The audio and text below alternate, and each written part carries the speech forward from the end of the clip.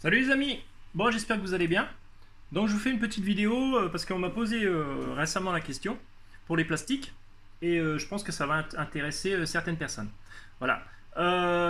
Toujours regardez sur votre plastique que vous avez utilisé pour vos cultures, que ce soit pour une méthode Kratky, donc des seaux, des bouteilles, enfin voilà. Toujours regardez les logos. Donc les logos, je vais vous montrer ce que c'est. Voilà. Là, vous avez un 5 et le PP. PP, c'est polypropylène. Voilà. Et après, vous avez ce symbole-là aussi, qui veut dire alimentaire. Donc avec ça, vous êtes certain de ne pas vous empoisonner. Il n'y a pas de perturbateur endocrinien. Donc là, si je prends un seau, donc qui est un seau alimentaire, pareil, je vais avoir mon PP. Voilà, le 5, polypropylène. Si je descends, je vais avoir les deux logos avec la flèche qui me montre qui est alimentaire. Et après, bon, bah, après vous avez la date de la fabrication, quoi. Mais toujours regardez la nature de votre plastique. Et là, c'est pareil. Si je prends des emballages de pots de yaourt, de crème, tout ça, c'est pareil. Je vais avoir mon PP, voilà, ici.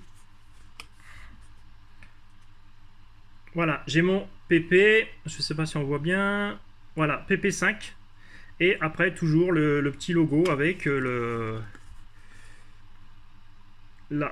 couteau fourchette. Normalement, voilà, couteau fourchette.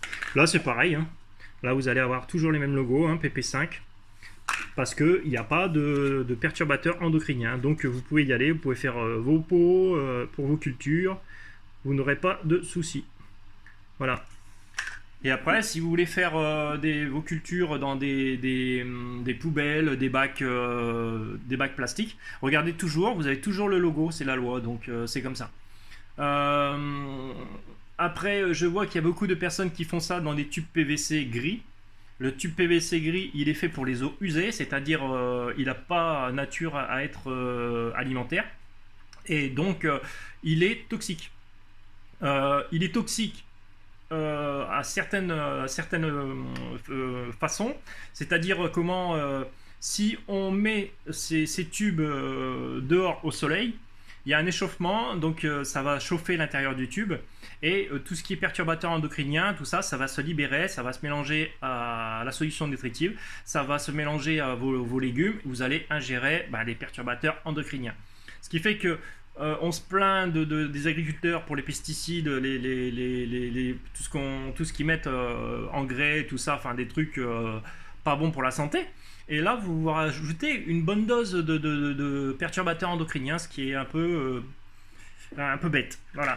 Donc, si vous voulez utiliser ces tubes-là, essayez de trouver du PVC blanc. Le blanc est alimentaire. Par contre, je ne sais pas pourquoi on ne les a pas en France. Donc, le mieux, c'est de trouver du plastique pression. C'est le plastique qui est fait pour les piscines. Donc, lui, il est fait pour amener de l'eau potable. Donc, il y a différents diamètres. Et celui-ci, il n'y a pas de souci, il est fait pour l'eau potable, donc il n'y aura pas de perturbateurs endocriniens et vous risquerez, enfin, il y aura pas de risque pour votre santé. Voilà. Je bafouille un peu là parce que je parle vite. Donc voilà, j'espère que cette vidéo vous aura éclairé. N'hésitez pas à commenter, à vous abonner. Allez aussi sur le groupe l'hydroponie pour les débutants. Donc j'ai créé ce groupe sur Facebook. On est à 650 membres aujourd'hui, je crois. Donc ça fait super plaisir. Et il n'y a pas de souci, je vous réponds dans la minute qui suit. Allez, salut les amis, merci, au revoir.